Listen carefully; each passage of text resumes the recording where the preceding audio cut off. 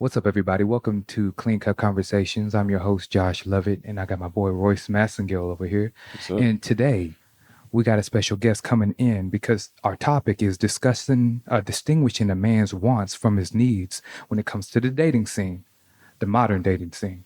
Let's say that. So we got, author, is a special guest, entrepreneur, life coach, military veteran, proud father, aka Doctor of Anatomy.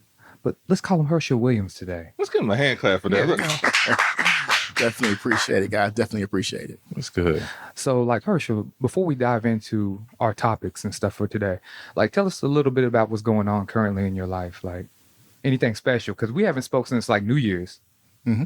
And It's been a while. Yeah, we got fucked up most of it. Yeah, pretty much. Yeah, we were jigging. It's jigging in there. Had a good time. Currently, man, I'm dibble dabbling with retirement. I retired last July from my regular job, my secular job. Congratulations. And opened a type of new business for myself. But, I'm still doing life coaching, still communicating. I love to teach. I call it teaching and preaching. That's my platform, Okay. Nice. And so life is really, really slow. I'm laid back now. I own a farm, so I like getting out there and dibble-dabbing with the animals. But, you have to diversify yourself. And so I'm pretty diversified in a lot of different things. But this right here, this is what I love the most, communicating, teaching, and preaching. Oh, nice, man. So, would you consider yourself, because you own a farm and everything, I don't know, man, you're just to me, I look at you as a black Ric Flair. Woo! I could see you coming out limousine. I don't know why. Well, over the years, I appreciate that. But over the years, I've actually dimmed my light a little bit. I went through the phases of where my light was really, really bright, but it's kind of flickering. Now, I'm not, I'm in the back stages of life and just enjoying things, man, seeing things with a different lens. So I take that as a compliment, man. But the goal is to always continue to grow, continue to understand, and continue to learn. And I use that as my personal platform. Nice. So one more question before we get into Okay. it. When it comes to being in the South, because you were raised in the South, Definitely. now that you're so successful, you're on a farm, you've been in the military, Mm-hmm. you traveled, you wrote a book, you did all these amazing things. But as a black man, do you still find challenges even in the area where you're at for people accepting your accomplishments? For me, I always say, when you say challenges, it depends on where you look and what you see. For me, I've always said the only color that matters to me is green. All right. But I don't really look at how others see me, because one of the things I've learned in the last 5 years or so is you may see yourself one way in somebody's eyes, but 9 times out of 10, they see you completely different.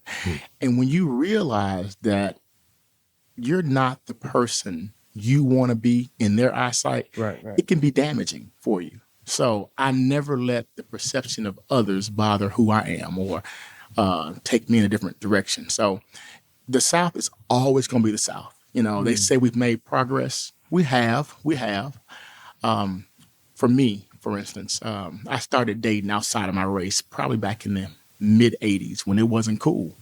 Now, everyone dates outside their race. You're And right. they don't understand the struggle we went through to get them to that point. So I say that the South has made some progress, but there's a long way to go. Good. So let's jump into it. You have anything before we? No, man, you know what I'm saying? I know him. I just want to get into, to the stuff that, I want to get in his brain a little bit. Yeah, You bring.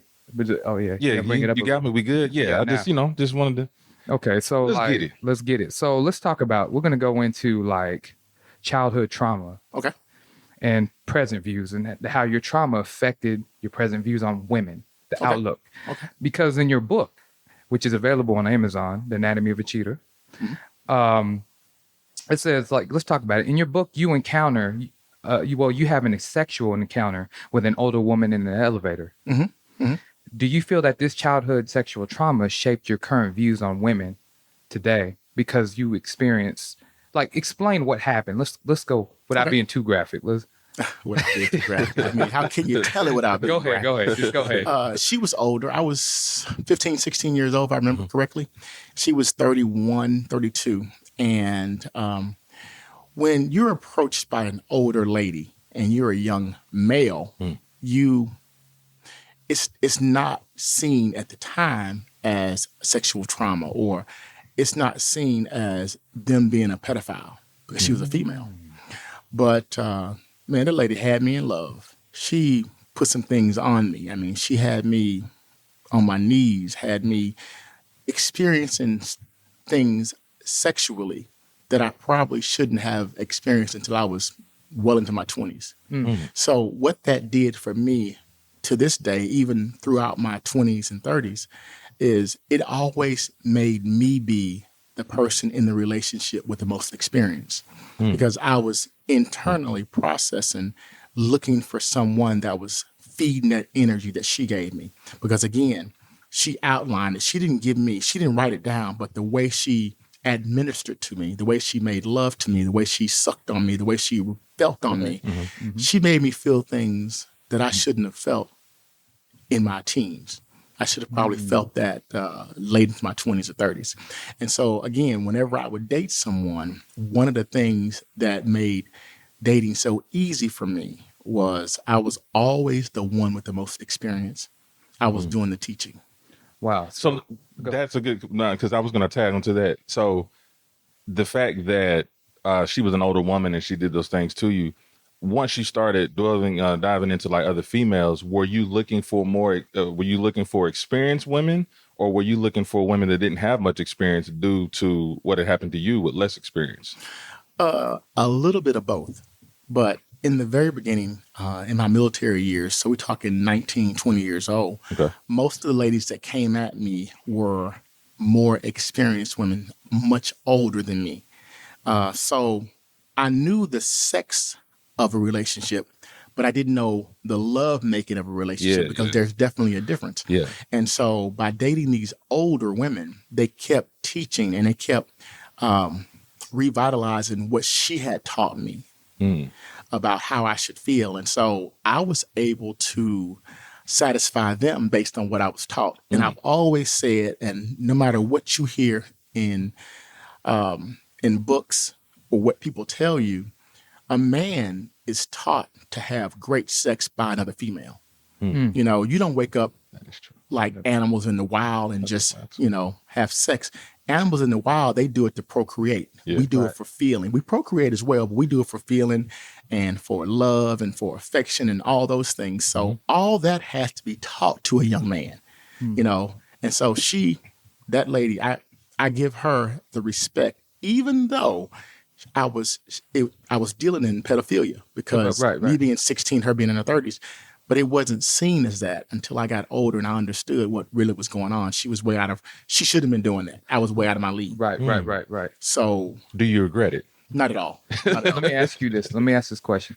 So when these males today, these boys sleep with their teachers, and just say if it was one of your children that was getting molested by those teachers, how would you approach it? Would you say, yes, son, that's what's up? Or would you be like, would you feel as a parent? As a parent, I've always had an open door policy. You probably treat your sons different than you treat your daughters. So me, thank God, I have 5 boys and 1 girl. God knew better. I would never condone the action, but if it happened without my knowledge, I would sit my sons down and have a conversation with them about their advanced knowledge of sex. Because again, my idea is that you're taught to make love. You're taught how to feel. And all that teaching comes from a female, because you can't read it in a book. That's a fact. That's right. Because to play off of what he just said, to play off of it, I was reading a book, The Way of a Superior Man, and it was talking about masculine energy and feminine energy. It's like a male carries both.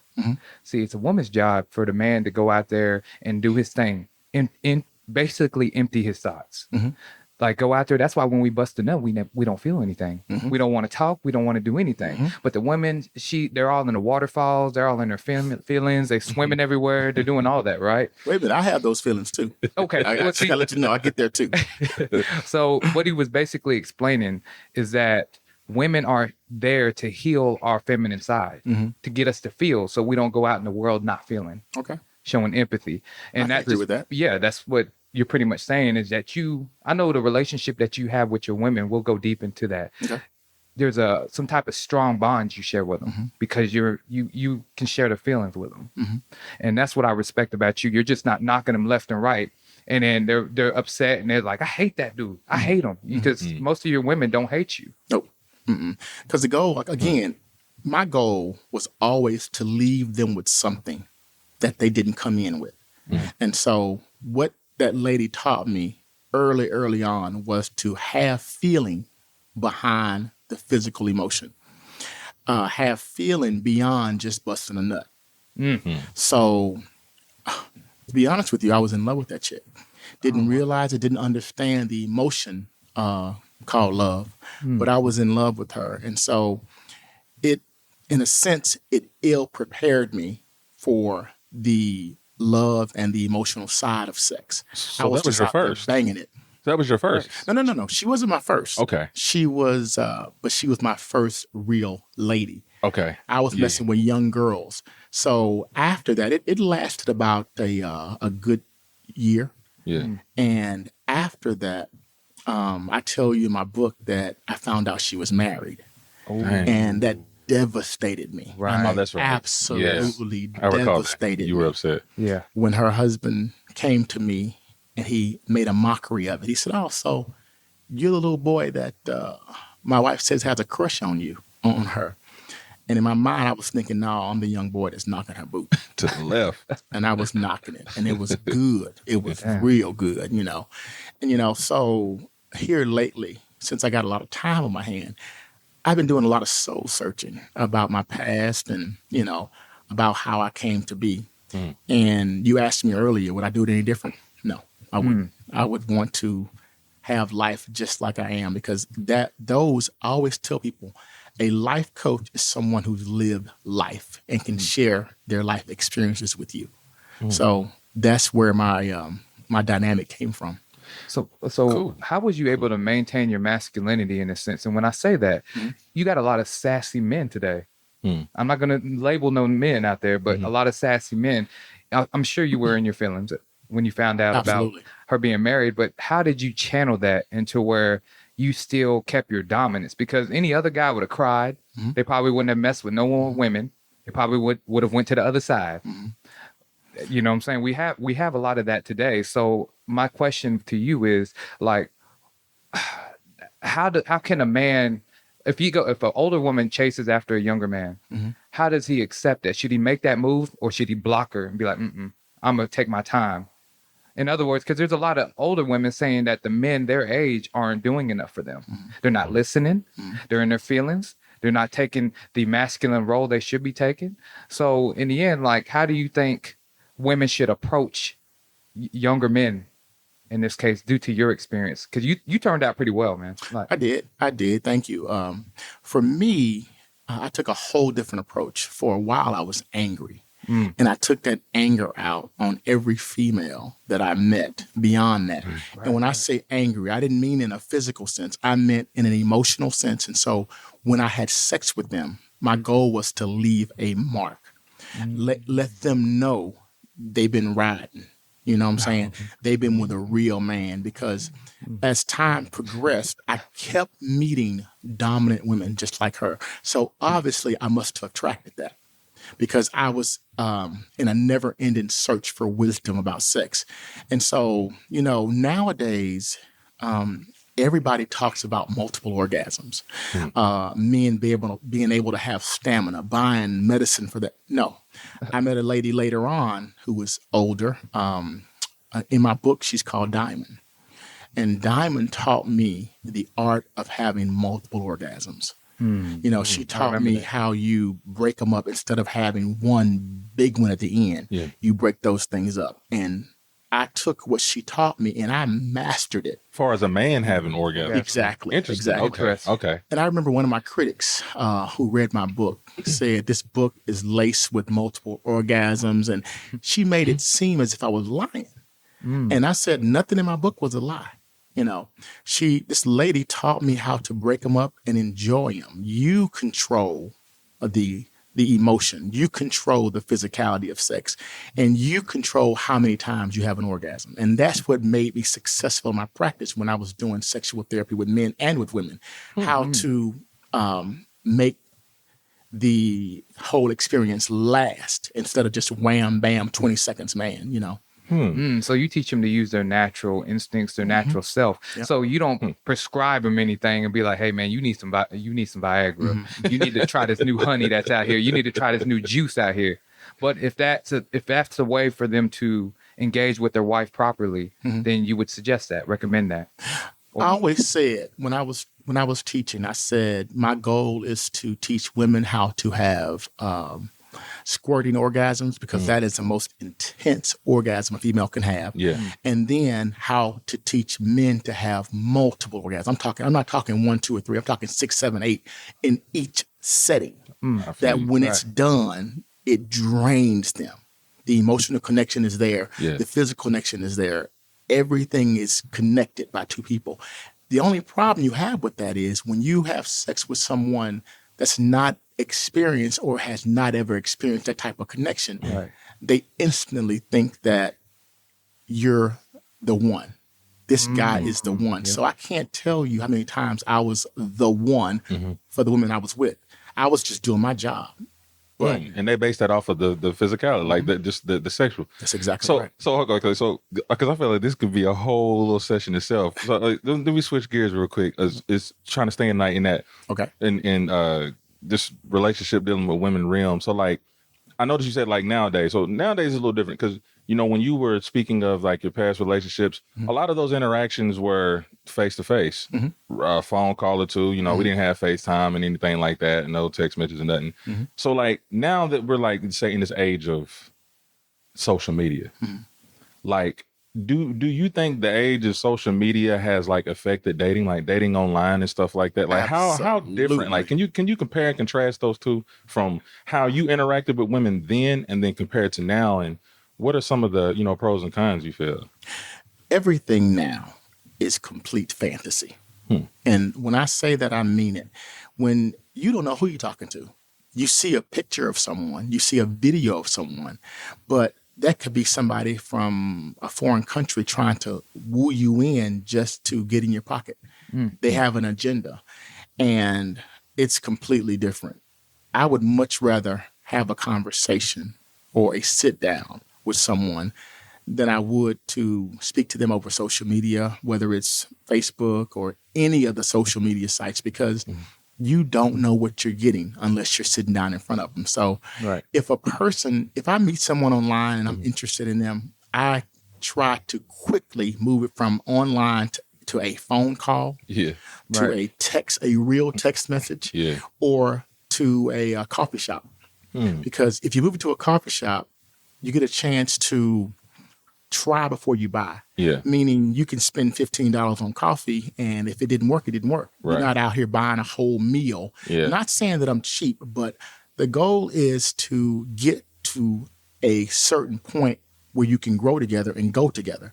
And nowadays, it's just not that way. Social media, it gives a person a platform to hide who they truly are. In other words, do you feel like it makes them feel like antisocial in real life? Like absolutely. When you just be online all the time, and then it's like, okay, let's meet up for a date, and it's like they almost like they're still in their phone when you see them. That's exactly right. You know what I mean? Right. And it's true.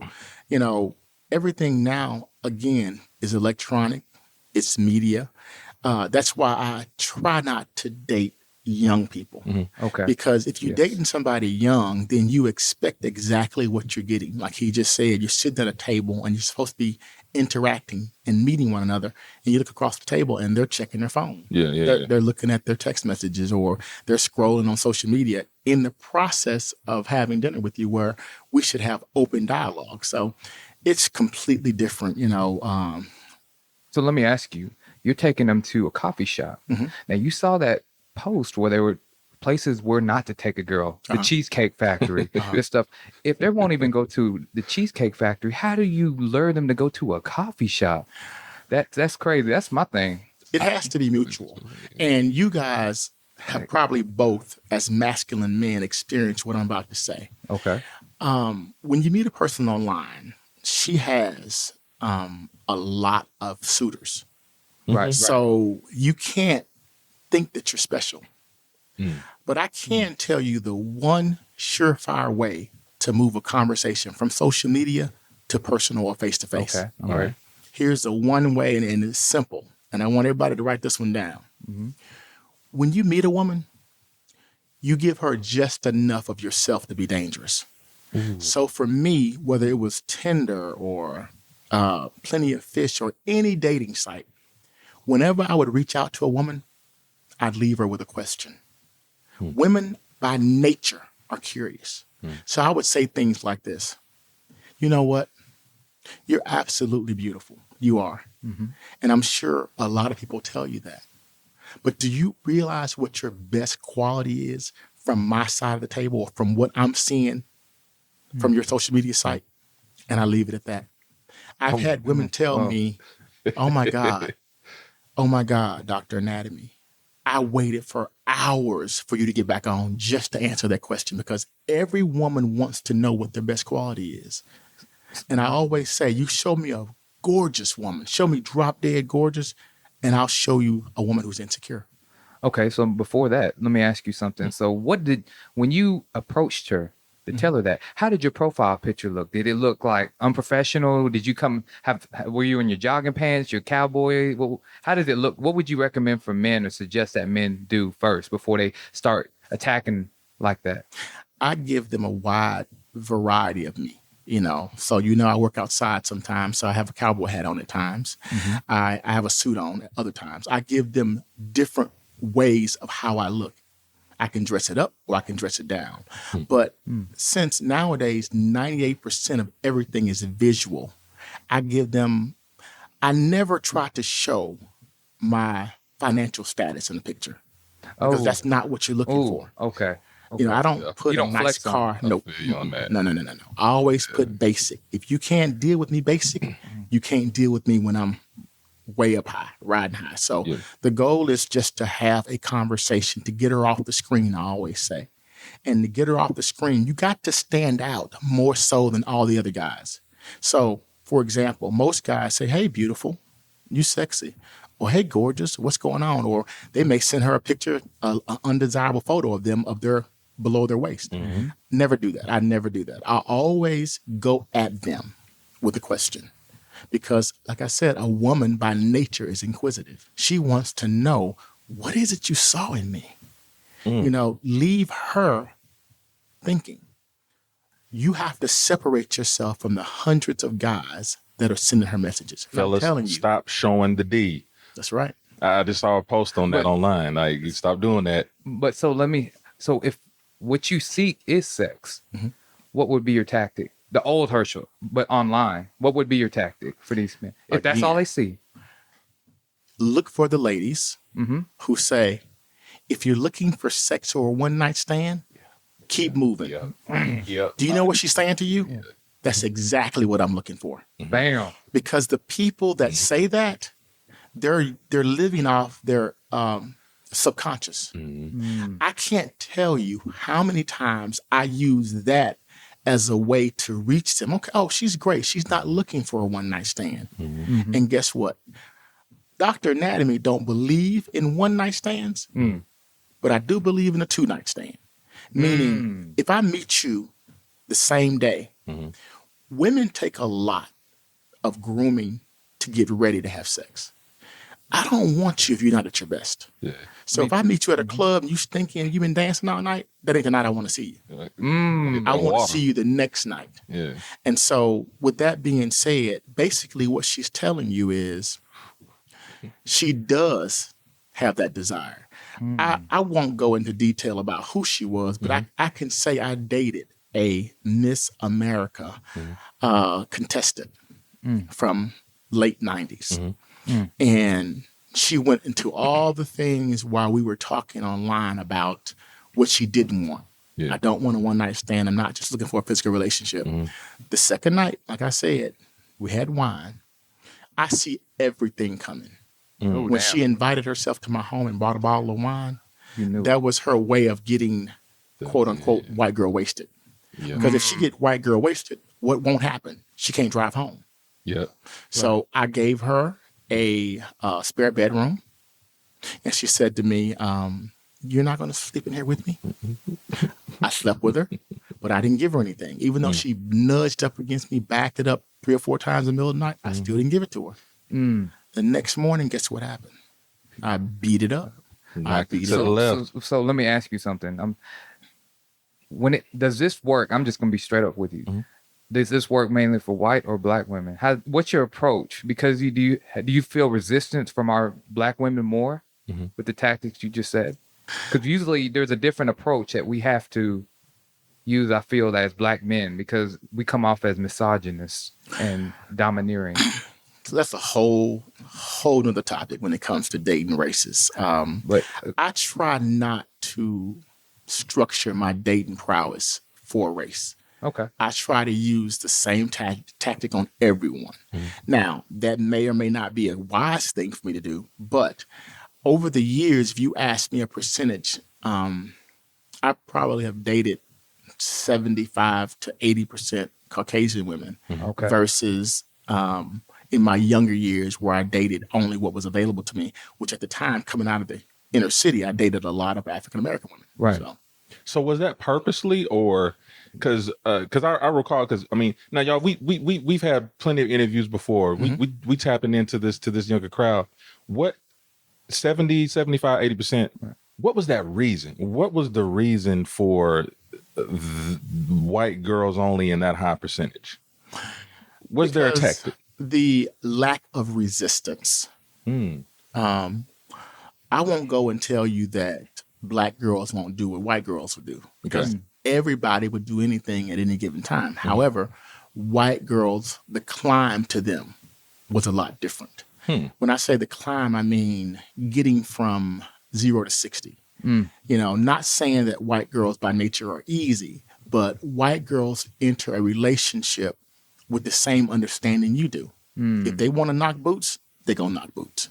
Whereas in my feeling, and you have to always say that, use your own opinion, because people will say, well, you said this is, no, I'm not speaking for everyone. I'm speaking for me and what I've gone through.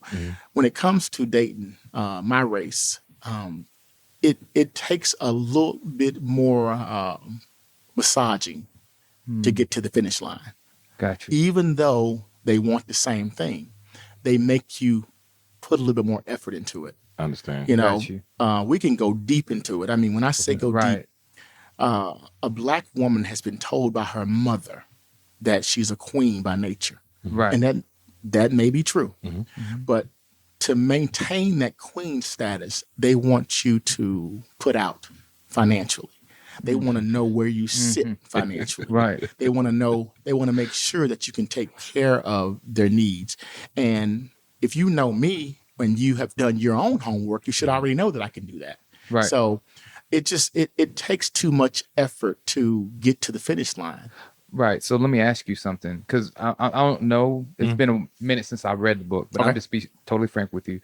But I think I assume sometimes your preference of Caucasian women is based on your childhood experience. Because you told me there's a photo, a painting in his house where it has a black child holding hands with a white couple in the middle. Correct. Like, explain the traumatic, because your mother basically gave you away, or she didn't give me away. When I was young, my mom and dad divorced when I was like 11 or 12, and I went to live with my father. Okay. And then at the time, we were bused to an all-white high school.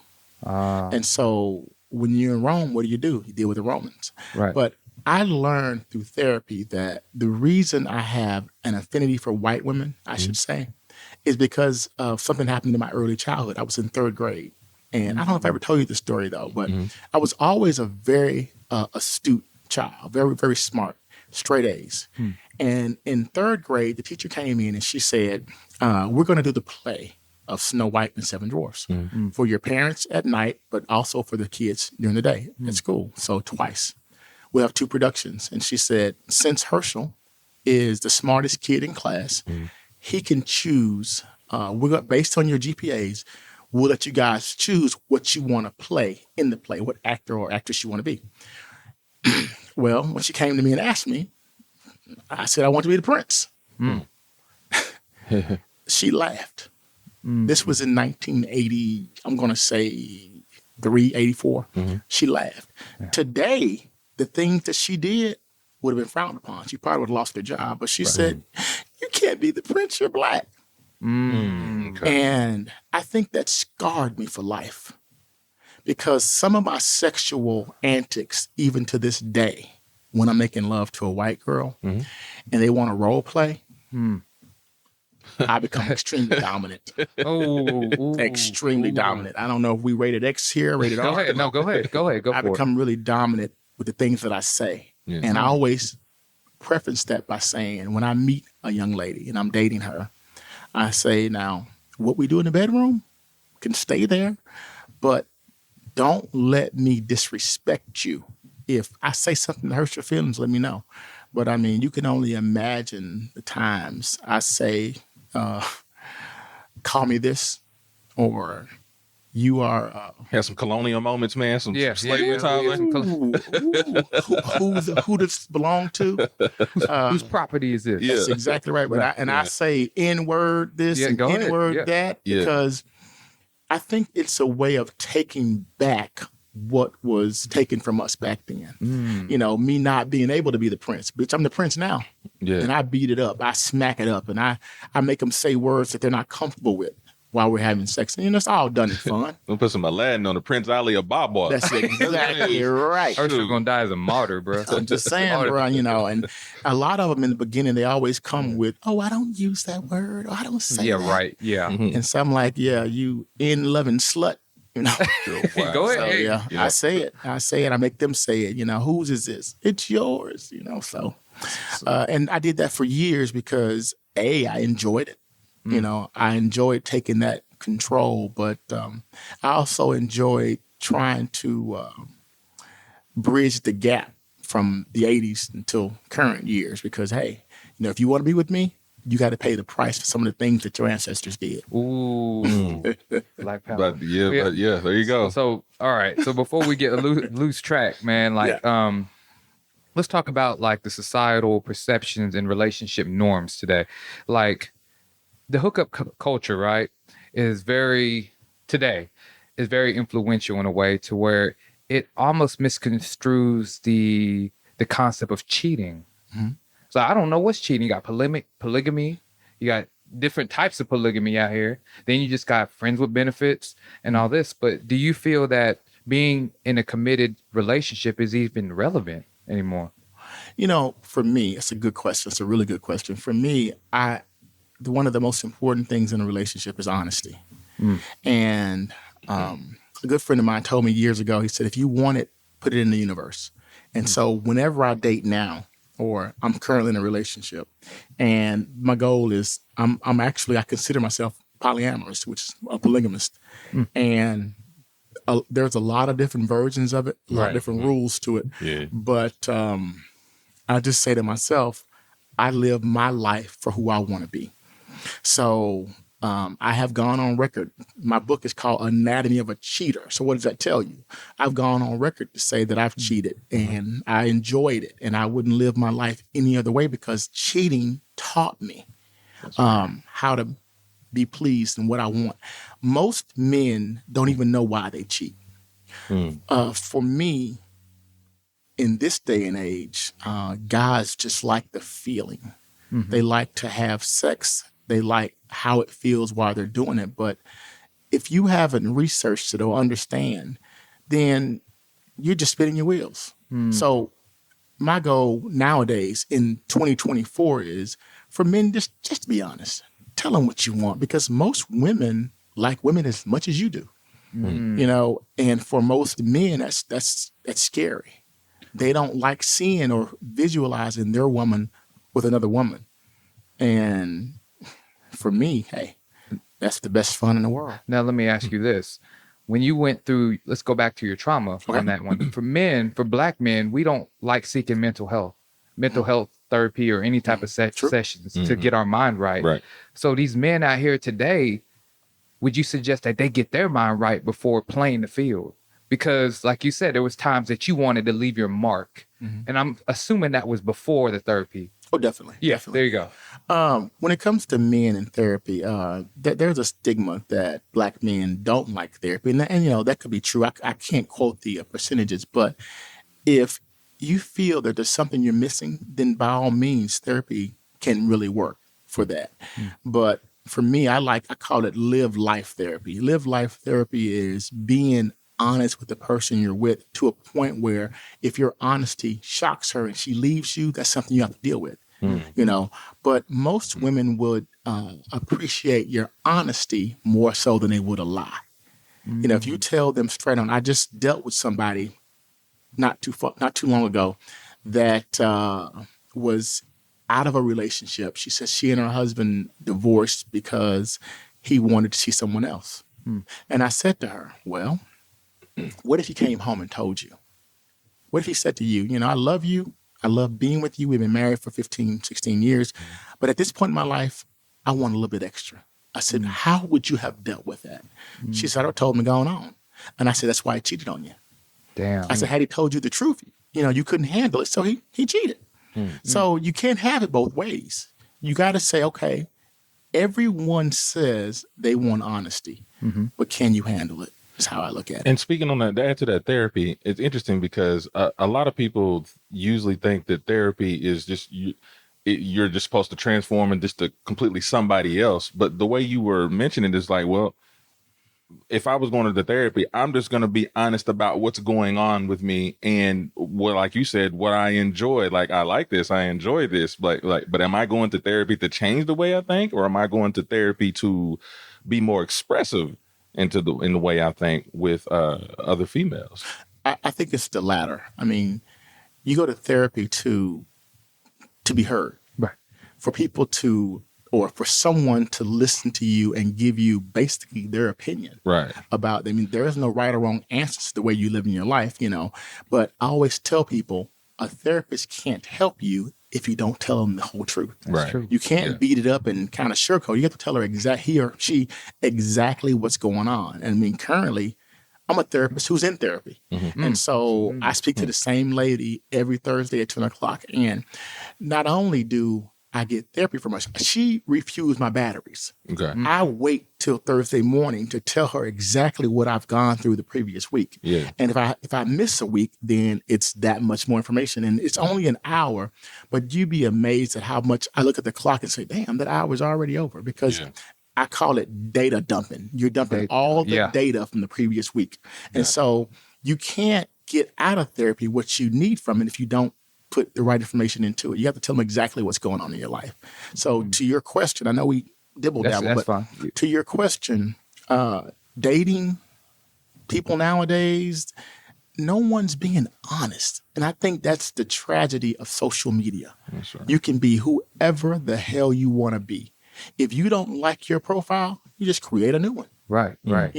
And that's the only major downside to me with social media, that you can be whoever you want to be. And people, I hate to say it, but they lie. And they lie a lot.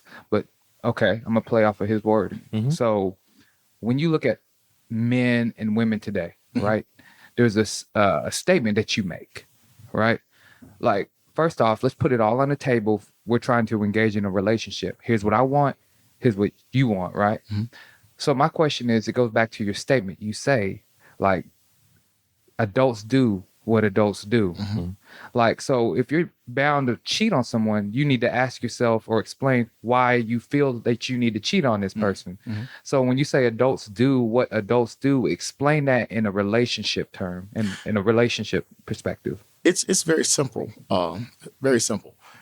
Adults do what adults do or want to do. Is what that says is, if I can do something and get away with it without anybody else knowing, I'm gonna do it. We do this every day in life. If I go to a lady's home to repair something and it turns into sex, she has a husband, I have a wife, hypothetically. If we do it and nobody else is there, adults just did what adults wanted to do. If the light is on and the opportunity is there, I think we'll do it. More so in 2024 than ever before. I mean, look at all the movies and all the sitcoms where casual sex has just risen. Everybody wants to be physical to a point where if you ask me my opinion, it's out of control. People don't look for the inner feeling, or they don't look for emotions, or they don't look for all the things that are there beyond physicality. Okay, let me ask you that beyond physicality. What about these people out here that are mischievous, that just want to destroy a man's ego or destroy a person's ego? In other words, let's talk about the physicality. We know that social media puts a smoke screen on people, right?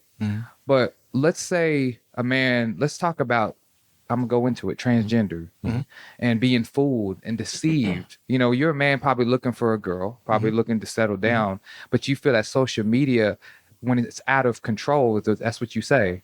Like, do you feel that, what do you think, how do you feel about women that don't expose their true physicalities to you? And you're trying to engage in a committed, honest relationship, but then you find out they're the opposite sex. That's scary. That's absolutely scary. And I honestly believe there should be a law against, we think about I think it's the LGP number of letters community, Right. And we give them a lot of support. I get that, and I'm all for it. Okay. However, if you've had a transgender surgery, or if you're someone that used to be a female or used to be a male, and you're dating someone who has no idea, that's a deceptive practice, if you ask me. I would like to know that if I'm dating a woman, her journey started out as a man. I think that's only my right to know. But nowhere that it's not written anywhere that they have to, tell you about that. Or Do you feel they should? Because I feel like they should. I feel like that's very it's very deceptive because when we're talking about honesty, first of all, they're not being true to themselves. And then so it's like, you're not being true to yourself. Despite what you want to do with your body, it's cool, but I still think you're not being true to yourself. So I wouldn't expect them to be true to their partner. I've experienced that myself, not physically, but online, where I'm really thinking that this is a woman and I'm defending her. And then the comments are telling me, hey, bro, this is a whole man. I'm like, and she literally said, remember I told you, she literally said, I don't tell the dude that, I'm saying, I'm transsexual until we get to doing the do. And I'm telling you, to me, that's dangerous. It's a dangerous practice. It's not fair to the person that is exposing himself or herself to to that person. You can't just feel that it's okay to enter a relationship under deceptive means. And that's exactly what you're doing. I don't want to learn from someone else that this person could have been or is possibly a man. If I choose to date a transgender or transsexual or whatever, that should be my choice. Right. You didn't start out as a female. You started out as a male. Right. So, like I said, I could go on and on about that. Everybody has their own opinion, but I feel like if your ID say you are a male, I don't know what the laws are against it. I don't know. Can you literally change your ID to a female? I don't know. But that's something I would like to know. I'd like to know where your journey started. And it's funny that in 2024, we're even having this conversation, but we have to ask the other person, who are you? What were you before? I don't want to look at some of your body features and say, wait a minute, is that masculine or feminine? Well, let me ask you something. Like, not only should it be against the law, but to me, what if it got to the point where the man murdered this individual, right? Do you think there should be some type of relief a little bit? Because maybe the man was a monogamous person, Christian man, religious man, and now he feels violated.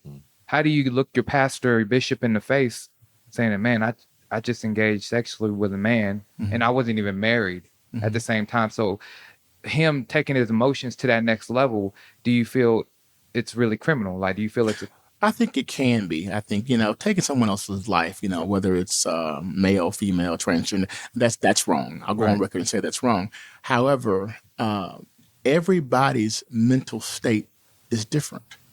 So you don't know what that guy was going through, what happened. But I just feel like if you're going to have a sex change and spend that type of money, be honest with yourself, because that's where it starts. It starts within yourself. And so also give the other person the same respect. Be honest with them. Okay. Mm. So That's crazy. So like, okay, so the book Anatomy of a Cheater, right? Mhm. And so when it comes to the cheating, right? Mhm. And especially now in these days, because in what I've seen online a lot were, a lot of this red pill stuff is going on. They're saying, like, well, if you're getting this high value man, you should expect him to want to be with other women. You know what I'm saying? Well, I don't want no cheater if he's going to be, and then on the flip side, you got some people saying, well, some people will question, well, what is cheating if you allow it? Like in this 2024, do you feel like people are looking at infidelity differently now? Definitely. Absolutely. When you got websites that are geared toward you cheating, I can't think of the site right now off the top of my head, but it says it's a secret website that was made by the million. I can't think of it right now. It'll come to me in a second. But cheating is definitely looked upon differently. And I've always said, is it cheating if I tell you? Well, if you looked at it, because if you're cheating on a test, right, that means that you're, or you never asked. yeah, you never asked, Or you're being you never dishonest. told either. Yes. Yeah, you're being dishonest. Yeah, you're not telling what you're doing, and you never asked what you're doing either. So are you? Well, I don't know. How are you being dishonest? I always tell a person with me, they're like, well, ask the right questions. I'm not going to volunteer. I want to be dangerous. Okay. Like you just said, I want to be dangerous. I don't want to give you all, because I see what happens when you give yourself everything, or you give that person everything. In a sense, it's because they use those manipulative tactics against you, and they know how to press your buttons. So you're saying they're not cheating if they don't ask? No. I'm not saying that. Oh, okay. Like, because like you said, cheating and infidelity has been misconstrued today. Yeah. You know what I'm saying? Like, you just need to know what kind of relationship you're trying to form with this person. Right. If it's committed or polyamorous. If it's polyamorous, then it's like, to me, it's not cheating. Right, because cheating would be you're not telling them, you're not being honest about what you're doing in the relationship. Transparent. Mm-hmm. Okay. So so in today's time now, like, we would have to add into what you were saying, really to narrow down, okay, let me just be honest about how I'm feeling, what I would like to do. No, but here's the question. Do you say all this before you dip into another, you know what I'm saying, little honey bun? You know what I mean? Yeah, you should. Okay. You should. For me, I always try to tell the person I'm dealing with who I am, what I like. And I go on record. I've told a person, you have some of the best kukanana that I've ever had. Come on. Yeah, come on. Let's get it. You've had some of the best I've ever had. It's really good. It's satisfying. Amen. And if I choose to see someone else and get some more, what does that tell you? That tell you that you fulfilled me and it's great, but sometimes I like cherry pie and sometimes I like apple pie. And the fact that I want a variety and I've told you about it should mean something. So I enter all my relationships now with that type of honesty. And most women are open to that, and they understand that, and they'll say, okay, as long as you allow me to assist in the selection process of the person who's serving that pie, we'll be all right. Is there a give and take with that? Because, like, when you said, as long as they can help assist, I mean, sometimes their taste may not be your taste. They may approve of somebody that, like, okay, well, I'll go with this one. And then in your mind, you're like, I don't know. I mean, why'd you pick that one? You know what I mean? Like, where's but it's a conversation. It's definitely a conversation for you to have. And for me, I'll go on record saying this. I don't meet a woman that I don't tell about my current situation. Okay. I don't. Yeah. So if she's dealing with me, I might meet her at the car wash and I might think she's very attractive. But at some point in the first few days of communicating with her, I'm going to say to her, hey, are you into women? Because I got a girlfriend who is. Or would you be okay meeting my other friend? Because she and I are in a relationship and if you're into it. And you know what? You don't have to be into women.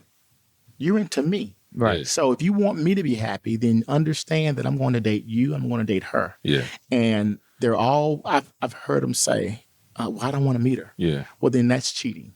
I need you to meet her. So you're being Because some transparent. people would rather you not tell them Right. you have someone else than to tell them you're seeing somebody else. And that's, to me, that's the scariest thing, because if I go out here and I meet somebody and I lie and tell you I'm single, I'm not seeing anybody, and we can mingle, you like being with me.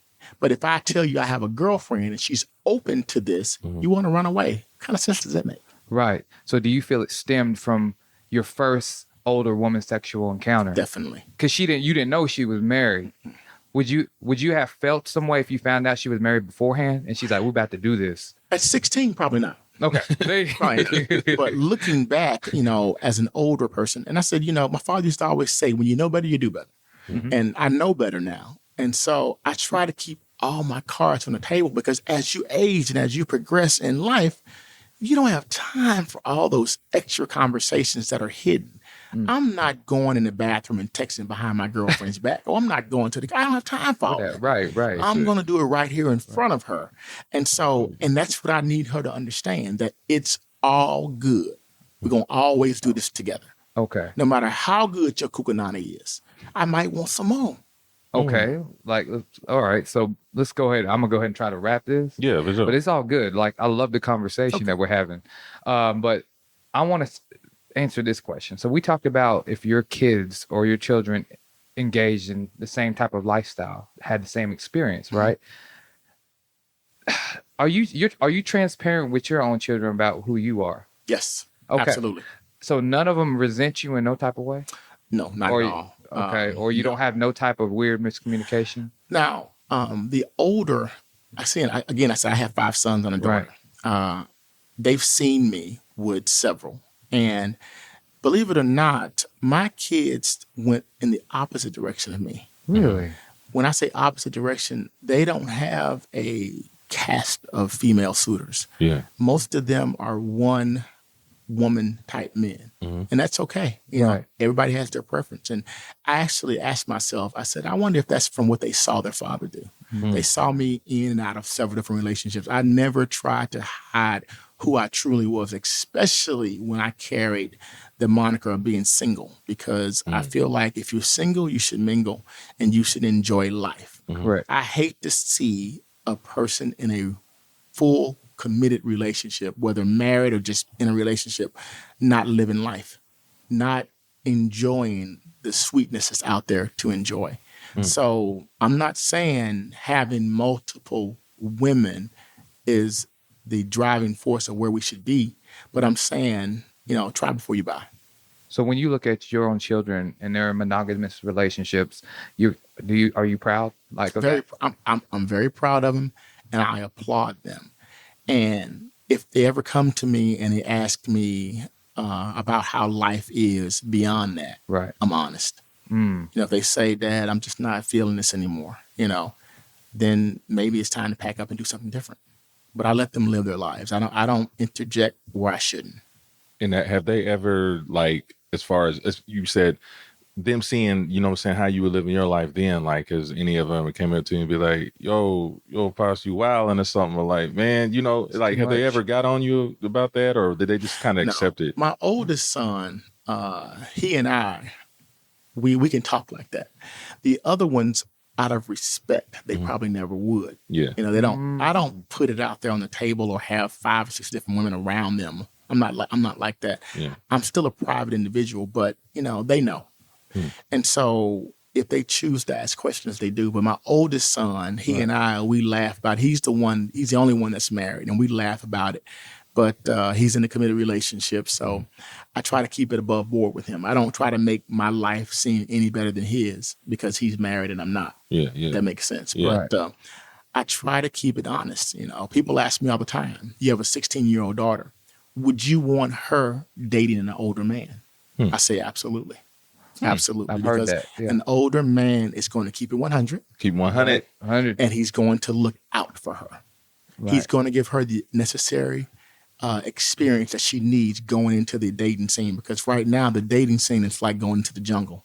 It really is. It is. And it may sound weird. It sounded he kind of plays a little daddy role though. Definitely. Yeah. You know what I mean? Yeah, You know, does. make sure you you kind of watch her, make sure she's good. You know, put her on some knowledge. You know, some game. You know, like, hey man, these cats, they gonna tell you this, they gonna tell you that, tell you this. You know, and I've noticed that with like, I mean, I date a younger chick, but what I have noticed is that when I've seen older and younger relationships, like it's interesting. I don't know. Well, not just say it from a personal standpoint. Being an older gentleman, in a way, I feel, I don't want to say accepted, but I feel heard because of my experience.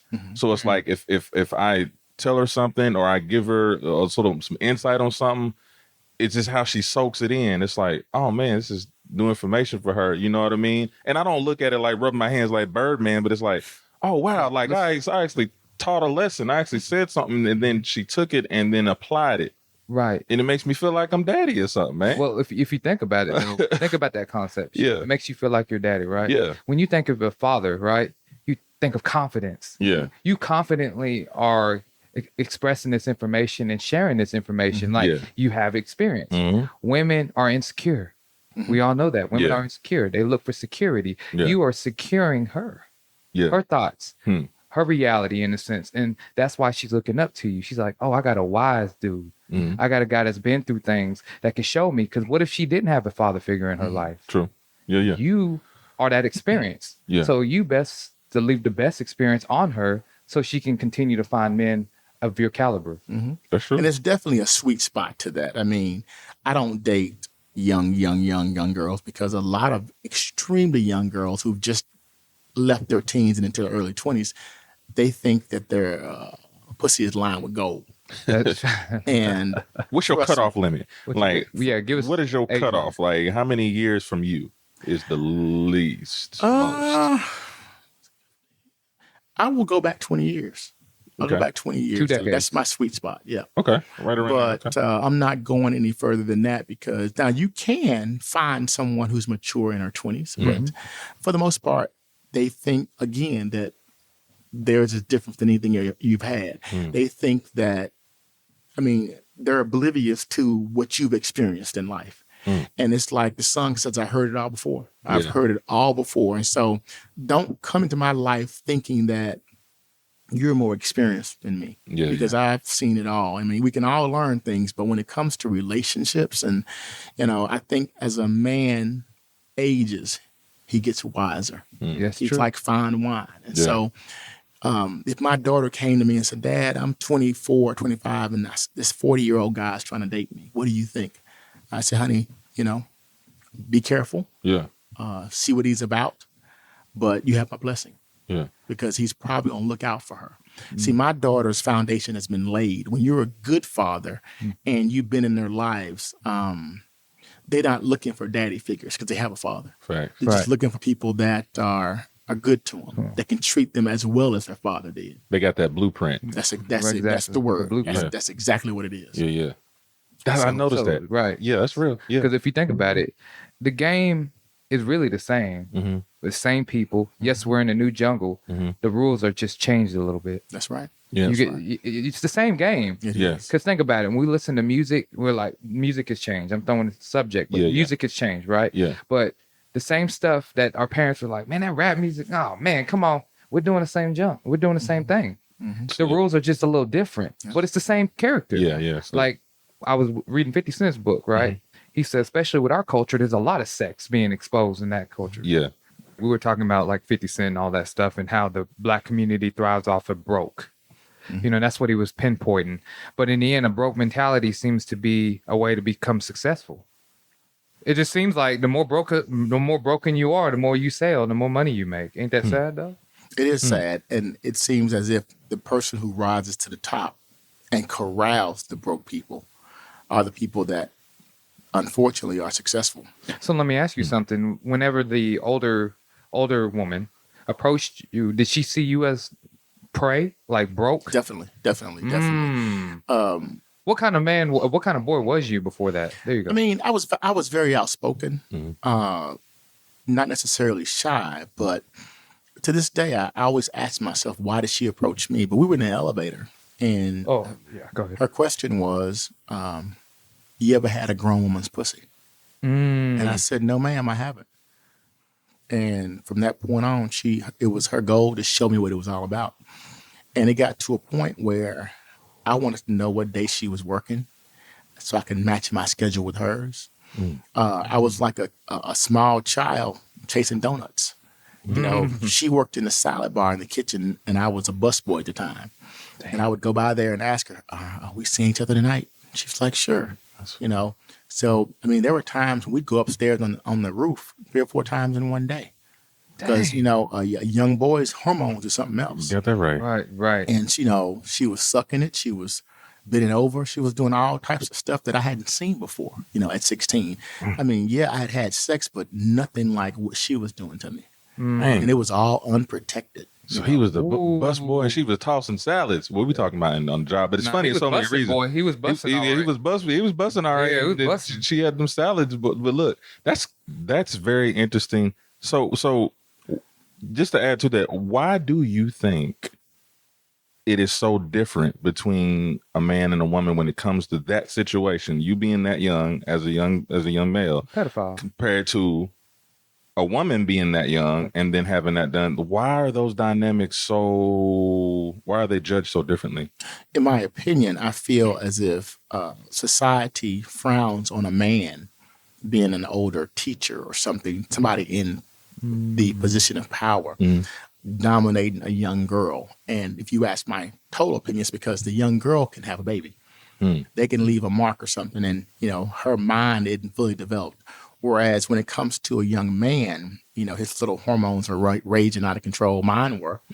And when she said, don't tell nobody, shit, I didn't tell nobody because I didn't want anything to interrupt what I was getting. Whereas I feel like a young girl goes back and tells somebody because she wants someone to know what she's dealing with, that she has the wherewithal to mess with an older person. So she's going to brag. Whereas I didn't tell anyone. And it was funny because my father and I both worked at the same job. Damn. And I would look at my dad try to flirt with her. Yeah. Not knowing his 16-year-old son was knocking the bottom out that ass. And, you know, I was always well hung for a young guy. That's what she always told me. She said, you know, you got that and you don't even know what you're doing with it. You don't know how to use it. And I didn't. I didn't. And that was the gateway to my life. And so looking back, I must say that's the one thing that structured who I became in the future.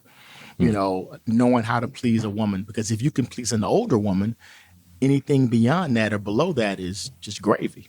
So, so when you say if you can please an older woman, right, you can please a younger woman, pretty much. Definitely. But what about these women today? They have so much expectations. These younger women, it's like you have to be damn near platinum.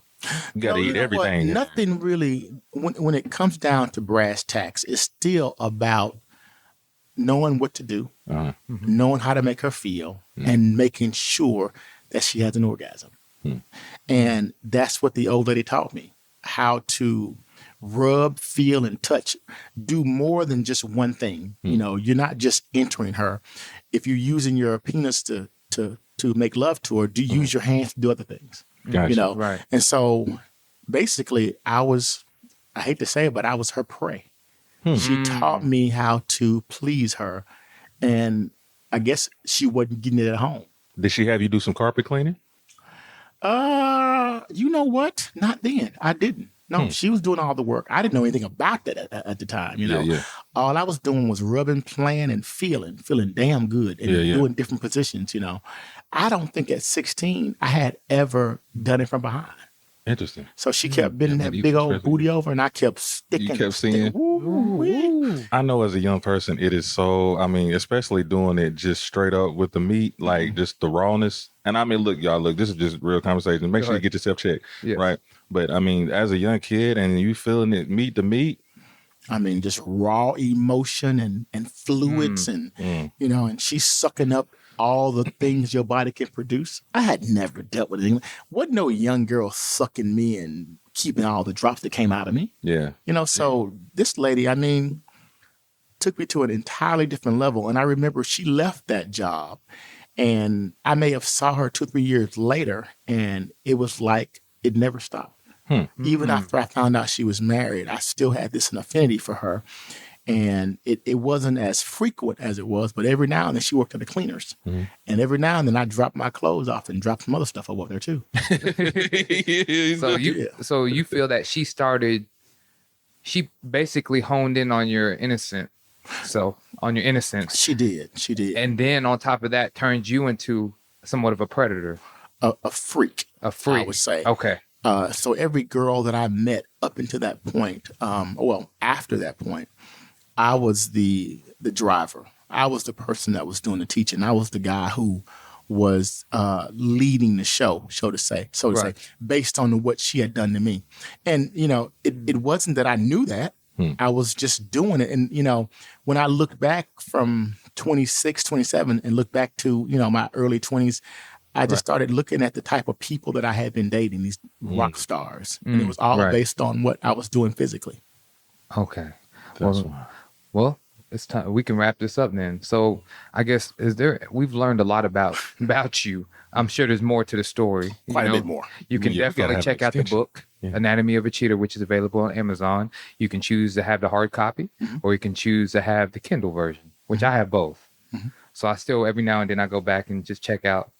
I guess that's my way of checking. Get you the hard copy. It's nothing like it, man. Using as a reference. Yeah. There you go. Pause. Yeah, pause. You said, give me the hard copy. Give me the hard copy. No. We don't. For the kids out there, pause. Pause. But no. So with a closing statement, Herschel, is there anything that you would like to leave our audience with, especially when today's topic was distinguishing like the differences when it comes to a man's relationship between his wants and his needs? How would you conclude all this?